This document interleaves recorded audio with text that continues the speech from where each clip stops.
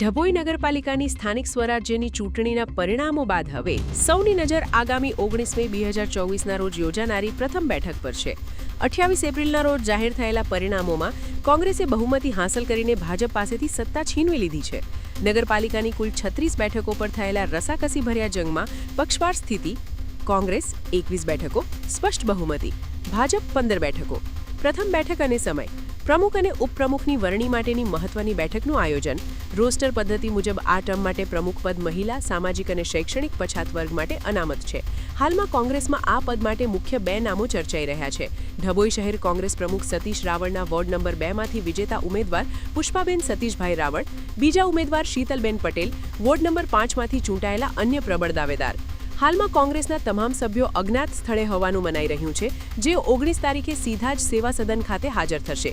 કોંગ્રેસના મોવડી મંડળ દ્વારા કોના નામ પર મોહર મારવામાં આવે છે તે જોવાનું રસપ્રદ રહેશે।